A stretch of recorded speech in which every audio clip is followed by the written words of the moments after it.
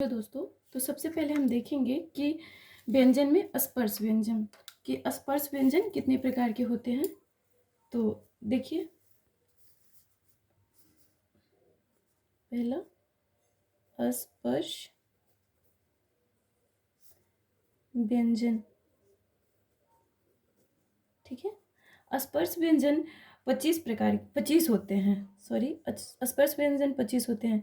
आप सोचेंगे कि 25 कौन कौन से होते हैं, तो क से लेकर म तक जितने वर्ण आते हैं वो स्पर्श व्यंजन होते हैं। जैसे क, ख, ग, घ, अंग, च, छ, ज, झ, ऐसे प, फ, ब, भ, म। ये क से लेके क से म तक ये स्पर्श व्यंजन होते हैं। ठीक है, इसमें क, ख, ग, घ, अंग जो होते हैं इसको क वर्ग बोलते हैं। ठीक है, तो क से लेकर अंग तक इसको क्या बोलते हैं हम? क वर्ग बोलते हैं। ठीक है, क वर्ग। अब देखेंगे च से लेकर, बताइए कितना, य तक। ठीक है, च से य तक क्या हम बोलेंगे? च वर्ग, च वर्ग। अब बोलिए नेक्स्ट क्या होता है? ट से ड़ तक। ठीक है, ड़ तक क्या बोलेंगे हम? इसको ट वर्ग, ट वर्ग। अब त से न हम क्या बोलेंगे इसको? त वर्ग, त वर्ग। और प से लेकर म तक प वर्ग बोलेंगे। ठीक है, इतना तो आप लोगों को क्लियर हो गया होगा। अब ये बताइए, क से लेकर अंग तक कितने आते हैं वर्ण? 5, 5, ये भी 5, ये भी 5, ये भी 5 आते हैं ना। तो टोटल मिला के कितने हुए? 25। इसी को हम लोग क्या बोलेंगे? स्पर्श व्यंजन। ठीक है, इसी को हम क्या बोलेंगे? स्पर्श व्यंजन बोलेंगे। फिर देखते हैं कि जैसे कि हम आपको बताएं कि जो व्यंजन होता है वो बिना स्वर के उच्चारण उसका नहीं कर सकते हैं।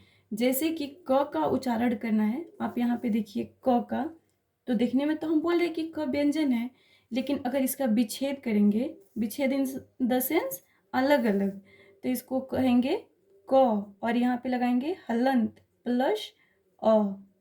ठीक है, अब मिला के जाके हुआ क। ठीक है, ऐसे ही ख, ग जितना भी होता है तो बिना अ का संभव नहीं है। इसीलिए इसका हम बोलते हैं कि ये डिपेंडेंट है, इंडिपेंडेंट नहीं है, ये डिपेंडेंट है। और किस पे डिपेंडेंट है? स्वर पे है। ठीक है, स्पर्श व्यंजन तो पढ़ लिए हम, 25 होता है। फिर नेक्स्ट होता है अंतस्थ व्यंजन। ठीक है, अब अंतस्थ व्यंजन हम पढ़ेंगे। चलिए, तो अंतस्थ व्यंजन हम पढ़ लेते हैं, आप इसको नोट डाउन करते रहिएगा। ठीक है, अंतस्थ व्यंजन, व्यंजन। ठीक है, अंतस्थ व्यंजन कितने होते हैं? ये 4 होते हैं। अब 4 कौन कौन से होते हैं आप सोच रहे होंगे, तो ये 4 होते हैं, य, र, ल और व। ये चारों अंतस्थ व्यंजन के अंदर आते हैं। ठीक है, इसको लिख लेते हैं हम, य, र, ल और व। ये कौन से व्यंजन हुए? अंतस्थ व्यंजन। अब तीसरा होता है ऊष्म व्यंजन। ठीक है, तो देखते हैं ऊष्म व्यंजन कौन कौन से होते हैं। ऊष्म व्यंजन, तो ऊष्म व्यंजन के अंतर्गत कौन कौन आता है? श आप 3 प्रकार के पढ़े हैं ना, श, श, श, ह। एक होता है तालव्य श, एक मूर्धन्य श, एक दंत स और एक ह। तो आप इसका उच्चारण करेंगे तो मुंह से हवा निकलेगा। आप इसका उच्चारण करके देखिए, तो ये होता है तालव्य श, मूर्धन्य श, दंत स और ह। ये सब कितने हुए? 4। और ये कौन से हैं? ऊष्म व्यंजन। तो देखते हैं कितने हुए हमारे व्यंजन की संख्या। तो जैसे कि हम आप लोग को बताए थे कि व्यंजन की संख्या कितनी होती है? 33। तो ये हो गए स्पर्श व्यंजन हो गए 25, अंतस्थ व्यंजन हो गए 4 और ऊष्म व्यंजन कितने हो गए 4। तो आप 25 में 4 ऐड करेंगे अंतस्थ व्यंजन को और 4 ऐड करेंगे ऊष्म व्यंजन को, तो टोटल मिला के हमारा कितना हो जाएगा 33। ठीक है। लेकिन ऐसे हम देखते हैं कि एग्जाम में बहुत सारे क्वेश्चन पूछे जाते हैं कि वर्णमाला कितने होते हैं। ठीक है, तो हम कहेंगे वर्णमाला 52 होते हैं।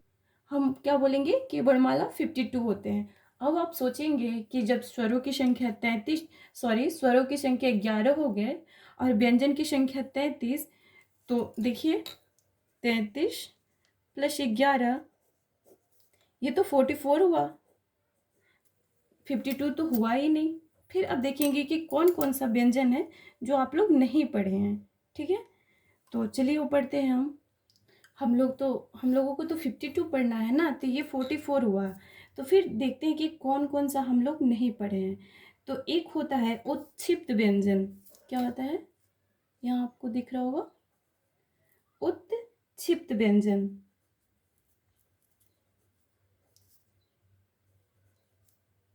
ठीक है, क्योंकि हम लोग 52 पढ़े वो तो गलत नहीं है ना, तो हम देखेंगे कि और कौन कौन सा है जो हम लोगों से छूट गया है। तो उत्क्षिप्त व्यंजन व्यंजन क्या होते हैं, ड और ढ। ठीक है,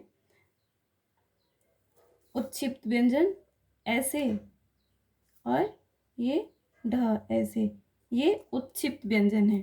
ठीक है, दो तो हम लोग को यहाँ से मिल गया। अब जैसा कि हम लोग पढ़े यर लव तो बहुत सारा होता है ना ज्ञ तक, तो यर लव तालब स मूर्धन स दंस ह छ त्र ज्ञ, ये कहाँ गया, इसको तो भी हम काउंट करेंगे ना, तो इसको संयुक्त व्यंजन कहते हैं। ठीक है, क्या बोलते हैं, संयुक्त व्यंजन व्यंजन। तो क्या कौन कौन सा बच रहा है, छ त्र और ज्ञ, ये 3 यहाँ से मिल गया, 2 यहाँ से मिल गया, 5 मिला। अब हम 44 में 5 ऐड करेंगे तो अभी तो 49 ही हो रहा है, अभी तो 52 करना है। फिर देखते हैं और क्या क्या छूट गया हम लोगों से। ठीक है, हम लोग को वर्णमाला 52 है, आपको पता है ना, जैसे अभी हमने बताया कि वर्णमाला की संख्या 52 है। ठीक है, तो इसमें हम लोगों ने पढ़ लिया है स्वर की संख्या कितना है 11, व्यंजन कितना हम लोगों ने पढ़े, हम लोग अभी पढ़े व्यंजन की संख्या 33। ठीक है, उसके बाद से क्या पढ़े हम लोग, संयुक्ताक्षर मतलब संयुक्त व्यंजन। ठीक है, क्योंकि व्यंजन में तो काउंट नहीं हुआ था ना, इसमें अभी हम आपको बताएंगे कि व्यंजन में कौन कौन सा 33 पढ़े। ठीक है, तो संयुक्त व्यंजन, संयुक्त व्यंजन कितना हुआ था 4। अब हम पढ़ेंगे संयुक्त व्यंजन के बाद, अभी हम लोग स्वर में पढ़े थे एक अन अह, जिसको हम लोग अयोग वाह कह रहे हैं। ठीक है, तो अयोग वाह कितना हो गया, क्योंकि वो तो व्यंजन में काउंट नहीं हुआ था ना, अयोग वाह, तो अयोग वाह कितना हुआ था अन अ 2 ठो। ठीक है, अभी हम लोग पढ़े उत्क्षिप्त व्यंजन, पढ़े ना, उत्क्षिप्त व्यंजन को द्विगुण भी व्यंजन कहते हैं। अब क्यों कहते हैं अभी हम आपको समझाएंगे। ठीक है, तो यहाँ पे पढ़ लेते हैं उत्क्षिप्त व्यंजन, उत्क्षिप्त व्यंजन। ठीक है, उत्क्षिप्त व्यंजन कौन कौन सा था, ड ढ, तो 2 था ना। चलिए अब हम काउंट करते हैं कितने हुआ, 1 3 4 4 8 2 10 2 12, 12 का 2 हार्सिल 1, 3 1 4 1 हार्सिल 5, 52। अब तो हमारा आ गया वर्णमाला कितना है 52। बट अभी हम आपको बताए थे कि व्यंजन में कौन कौन से व्यंजन थे, स्पर्श व्यंजन, स्पर्श बस इतना लिख रहे हैं आप समझ जाइएगा, स्पर्श व्यंजन जो कितना था 25। उसके बाद से ये कौन सा व्यंजन है, अस्पर्श व्यंजन ना, उसके बाद से अंतस्थ व्यंजन,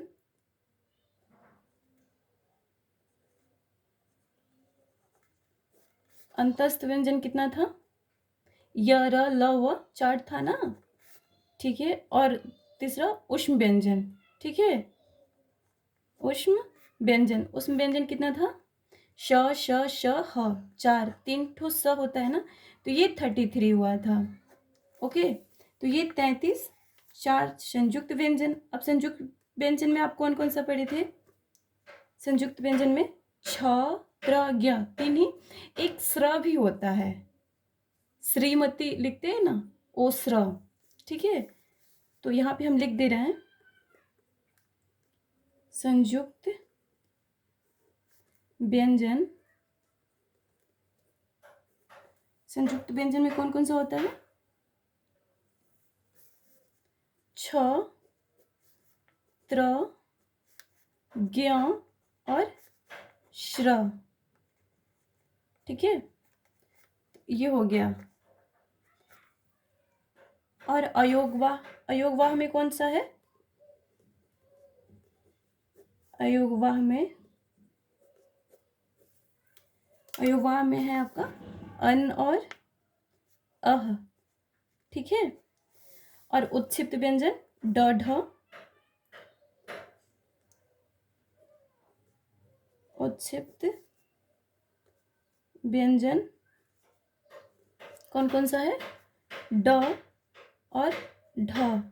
अच्छा, आप लोगों ने देखा होगा ट वर्ग में भी ड ढ आता है और ये भी ड ढ आता है, ठीक है। तो इसको द्विगुण व्यंजन भी कहते हैं, ठीक है, ड ढ को। तो इस प्रकार हमारे वर्णमाला में कितने वर्ण होते हैं, 52। तो आप लोगों को अब समझ में आ गया कि 52 कैसे कहेंगे। व्यंजन 33, स्वर 11, संयुक्त व्यंजन 4, अयोगवाह 2 और उत्क्षिप्त व्यंजन 2। अच्छा, आप लोगों ने संयुक्त व्यंजन छ त्र ज्ञ स्र, ठीक है। तो ये संयुक्त कैसे हुआ, संयुक्त मतलब जुड़ा हुआ, तो इसमें अ तो जुड़ा है, उसके अलावा भी जुड़ा है। देखते हैं क्या क्या जुड़ा है। छ, सबसे पहले हम छ को देखते हैं, ठीक है। तो संयुक्त व्यंजन में सबसे पहले हम देखेंगे छ त्र ज्ञ और स्र, ठीक है। तो इसमें क्या क्या जुड़ के छ और त्र बना है, ठीक है। तो इसका सबसे आसान उपाय मैं आपको बताती हूँ।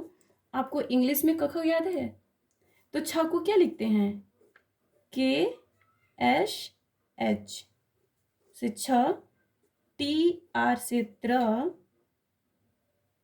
जे एन से ज्ञ, ठीक है। तो ऐसे हम इसको देखेंगे, के से क्या हो गया, के से क हो गया, और एस एच से ये तालव्य, तालव्य है, ठीक है। लेकिन के ए रहता तो हम इसको पूरा क पढ़ते, ठीक है। लेकिन इसमें के ए तो है नहीं, स्वर तो है नहीं इसमें, तो ये आधा क हुआ, अ प्लस स, ठीक है। अब हम बहुत कंफ्यूज होते हैं कि क के साथ हलंत लगेगा कि श के, श में भी कौन सा स रहेगा। तो अब तो आपको क्लियर हो गया होगा, ठीक है। ऐसे टी आर में देखते हैं, टी आर में क्या क्या होगा, टी से त, आर से र, ठीक है। तो त में टी ए आर होना चाहिए, तो नहीं है, इसमें स्वर नहीं है, तो इसको भी हलंत लगा देंगे, और आर से र, ठीक है। तो और र मिलके त्र होता है। ऐसे ही देखेंगे हम जे एन से, जे से ज और यन से य, ठीक है। ये जो य होता है ना आपका, तो इसमें हलंत लगेगा, और इसमें स्र में स और र, ठीक है। तो स में हलंत लगेगा प्लस र। इसे आपको क्लियर हो गया होगा। अब हम देखेंगे कि उच्चारण के आधार पर व्यंजन को कितने प्रकार में बांटा गया है, ठीक है। तो पहले उच्चारण के आधार पर हम इसको वर्गीकृत करेंगे। तो इसके लिए हम